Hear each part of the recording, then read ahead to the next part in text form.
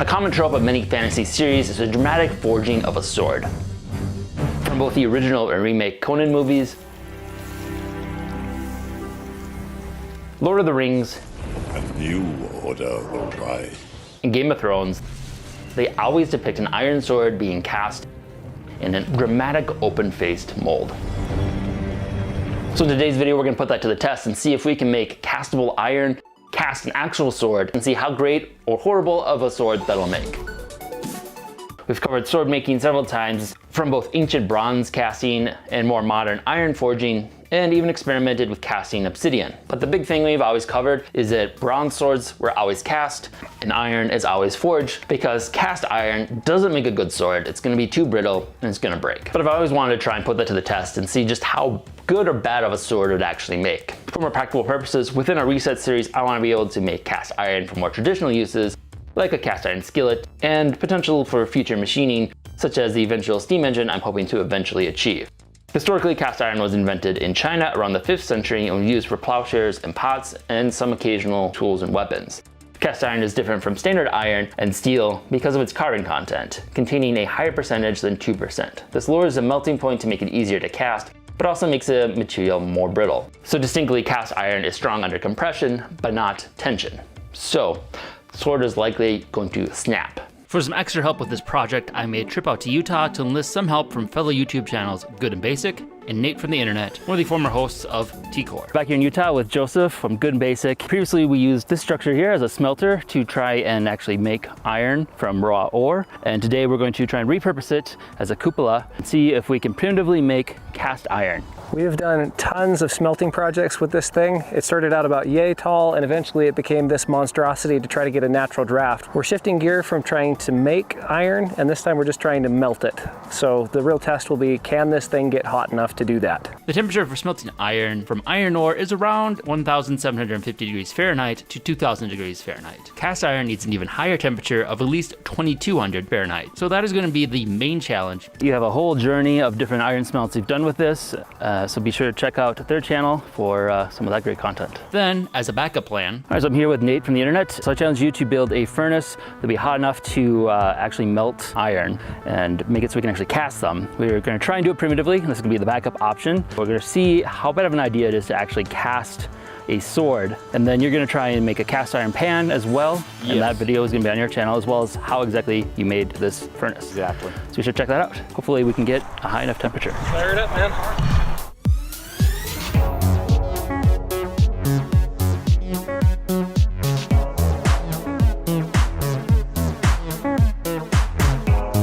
So I'm playing in the mud to work on a mold for the frying pan. This is a mixture of mud and horse dung. I've got the horse poo right over here.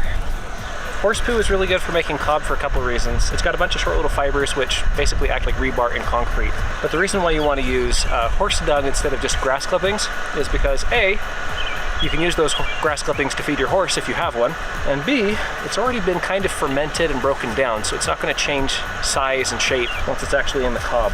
Historically, this is the good stuff when it comes to making your cob. It's kind of like baking bread that no one wants to eat. What I'm going to do is make a big jacket of cob, put it around this 3D printed, somewhat more high-tech than my cob frying pan, and we're going to use that to make a mold. Don't worry, the horse poo burns away. And that's actually a good thing. It'll create air holes, which will allow the clay not to experience quite so much thermal shock. So when we cast the iron into it, hopefully it'll hold together instead of cracking and just dumping all of our precious molten iron everywhere. Okay, I think that's our mold. Now I'm just going to heat this up slowly to try to dry it out, and then we'll have something to pour iron into.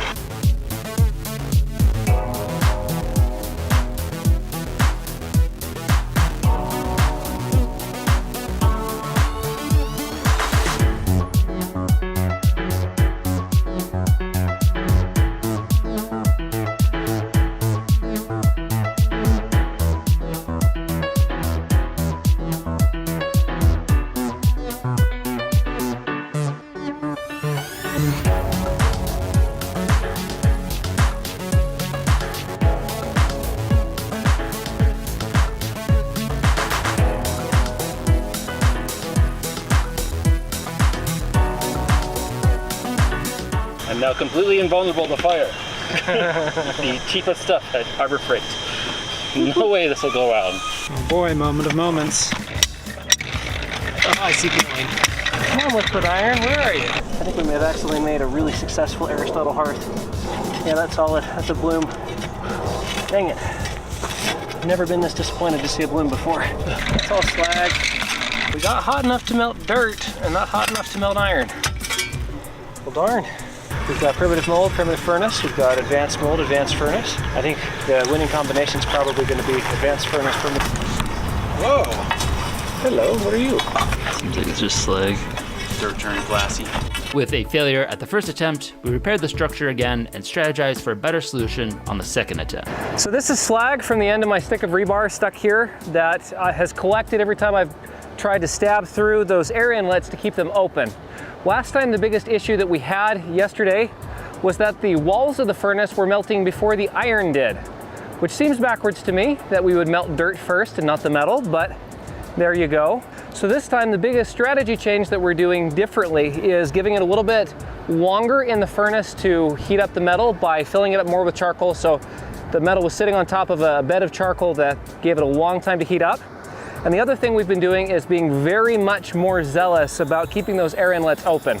I've basically been going back and forth between these two for most of the day. The charcoal is about here in the furnace right now. If we're gonna have a shot to pour iron out of this, it's gonna be now. So I'm gonna clear these out one more time. We'll get some PPE on, and I think we're gonna give it a go. Let's do this thing. It's time to bust a hole. Please be molten, please be molten, please be molten. Oh, there's something molten. No, that's slag. That is definitely slag. Is that slag? That runny, gooey stuff. Yeah, I'm feeling a solid lump. What's the diagnosis? I think what we've learned is that our clay is too low fire for this. We know that the inside surface of the furnace was melting multiple times. The temperature I was seeing at the very hottest point of the fire was probably enough. It was the same white hot that we see inside of his furnace when it's fully up to temperature. But I don't think our clay was able to handle it. I wouldn't have thought that was the limiting factor. We melted the dirt. Here's hoping that Nate's work.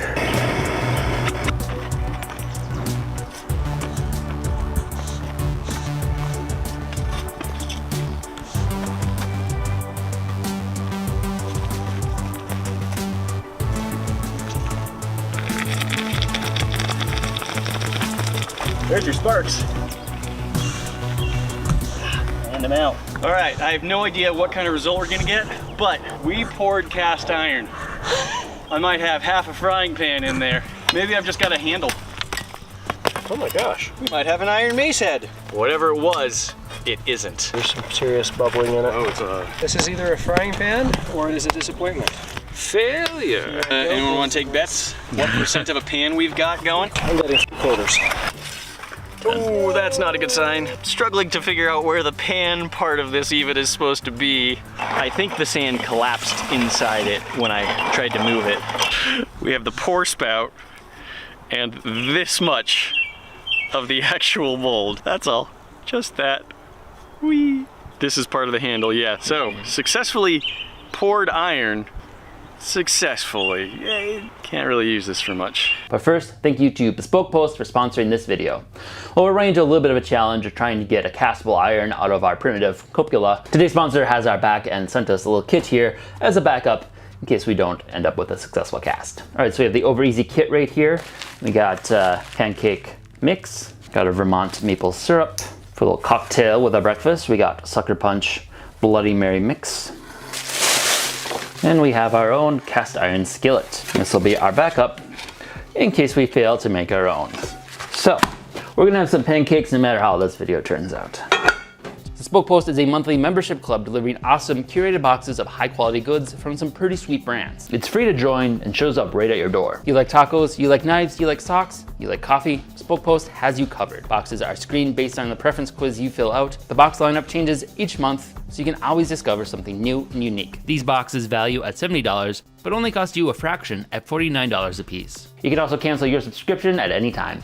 Get 20% off your first box with coupon code HTME20 or using link bespokepost.com/HTME20.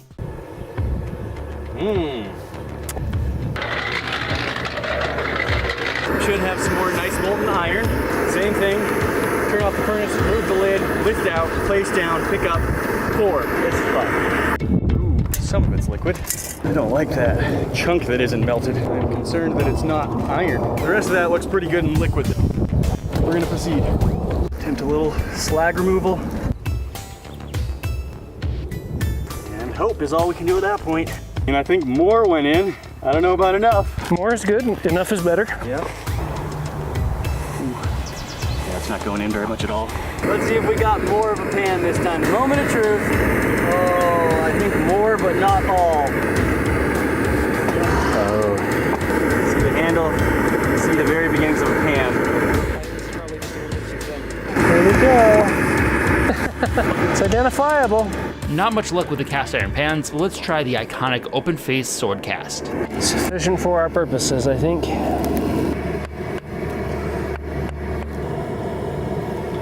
I know what that is. Sword shaped. I've never poured a sword before. Whatever's on the surface of that, don't really know.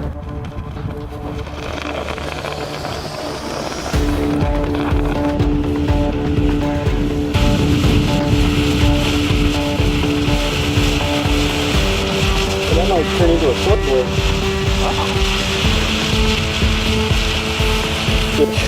The handle didn't really want to connect. A hasty weld job. It's got like pox on it. I'm surprised at the color. One of the things that Lindy Beige and others have complained about in movies is that the color they show couldn't be iron. But if you're in a bright environment like this, it looks colder than it is. Yeah. It was pretty orange when it poured in. Yeah, orange, not yellow, not white. It's still orange. You can see it around the edges. Oh yeah, oh shadow. Now it's dark color, and now it's shiny. And now it's dark, and now it's shiny. Wow. Half and half. But I mean, that's a long piece of iron. You could make a cast iron sword that might hold up to almost a single blow before it broke. Almost. This is either a frying pan or a disappointment. Here we go. Maybe inch and a half. Silvery. Oh, it did get farther than that. Okay. It's like a pie spatula. Yeah, one for, I don't know, elves. I'm guessing at best half a frying pan. Well, we got a significant portion of a pan. Not a whole pan, but a significant portion of one. Part of a pan. I think I could pull off a quail leg on that. Yeah. At an angle. I might be able to cook something in that. Yeah. Ooh, quail egg might be too big. I'll see if I can find hummingbird eggs. Found a use for this. The sand is hot. Here we have the cast iron sword. When you're fighting against, you know, the army of little bacon soldiers, because, you know, it's part frying pan, so it scares them.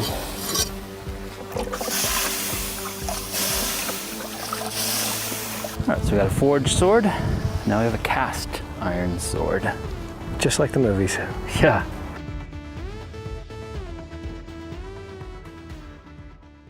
All right, so I'm back from Utah after collaborating with Good and Basic and Nate from the internet. Our iron casting was not the greatest results. Couldn't quite get it with the primitive. With the modern technique, got decent melting, but actually casting it in molds and stuff proved to be a whole other challenge. But we did kind of the easiest way and most dramatic of an open face mold, and we were able to get something crudely sword shaped. Open face molds always look really cool, but not the greatest result. So just in transit, the tang ended up breaking off, which is already a sign that this sword is not going to be the strongest. But because it's so crude, we can just move the tang up a little bit. It'll just be a little bit shorter, because the end goal of this is basically to break it and see just how strong or brittle it really is. I'm just going to use modern tools to clean this up, get something that looks a little bit more swordish and matches our other ones here. We have previously cast bronze, the forged one we did, and we battle tested these two, and you can barely see the damage on the forged iron. The bronze one has some pretty huge nicks and bends to it now. Cast iron will be an interesting comparison. Honestly, I expect it to do probably worse than both of them, but we'll see. Let's clean this up, make it look a little bit more sword-like, and put it to the test.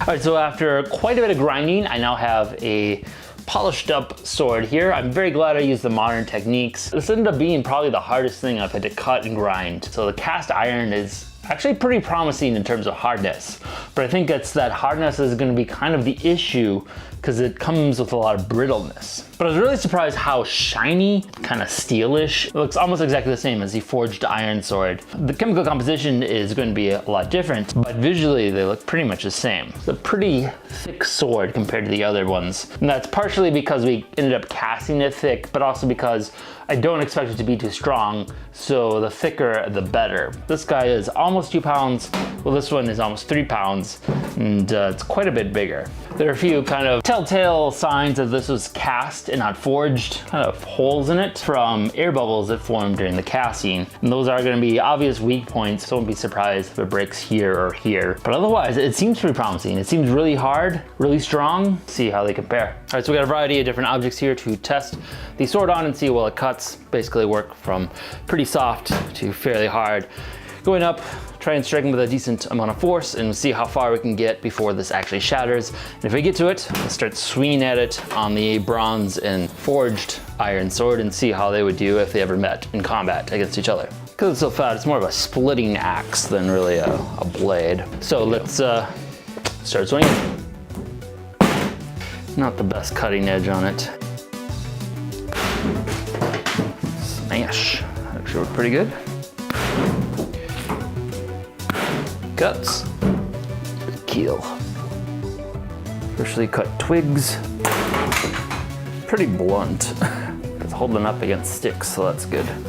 Be very worrying if it broke on a small twig, I guess. All right, try the long test.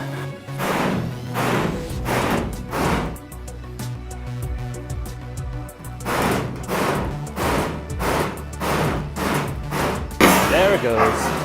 All right, so pretty much what I expected. It snapped almost exactly in half. Definitely a sign that it was probably not any significant single weak point. Definitely tell that's very much cast iron grain. And that's just kind of the reality of cast iron. It's really strong when you compress it, but when you bend it at all, it's likely to break. And that's basically what was happening when I was whaling on it. So, about what I expected. Just gonna see how it would turn out in a real life battle. See if it could even deflect the shot or if it's just gonna break. It's gonna be a bit shorter now, which might actually improve its odds quite a bit, but give it a shot. Let's give it a whack with bronze. It held up actually pretty good. Forged. Yeah. All right, that took the tip off of it. The cast iron, as kind of expected, did break pretty easily. It was able to take some decent blows and deal some decent blows. It broke relatively quickly compared to everything else we've done. Not the greatest material for a sword, and I think like, if you have a choice, you're probably better off sticking to bronze. Bronze is gonna get beat up. It's a little bit softer, but it has that bendability that it's not just gonna snap and break on you. Because if you're in battle, this isn't gonna do too much for you. I'd say cutting wise, it's pretty strong. Probably would cut a lot better if it was a bit thinner. For the strike I did put onto the forged sword, it did leave a pretty big dent in there, much more than any of the bronze ones ever did. So you're gonna get a harder strike with this sword, but it's more likely to break on you. Probably best sticking to using it for pans. A little bit less likely to break that, I think. So this has been a kind of a fun experiment to explore some of the alloys of iron and the different characteristics of everything. But next up, we're gonna explore more on making actual steel. That kind of depends on the control of the amount of carbon you put into your iron. You get too much in there and you get cast iron and it's gonna be brittle and break. Get too little and it's gonna be basically mild steel or iron, which is not as hard. So you want an exact percentage of carbon in there and you get a really nice steel. So we'll be exploring that pretty soon here. Thanks again to Good and Basic and Nate from the internet for helping collaborate on this project. Nate's gonna have his video on actually making the more modern propane forged that can melt cast iron on his channel pretty soon. So be sure to subscribe and check that out when it comes up. And lastly, thank you to all of our supporters on Patreon. Thanks for watching.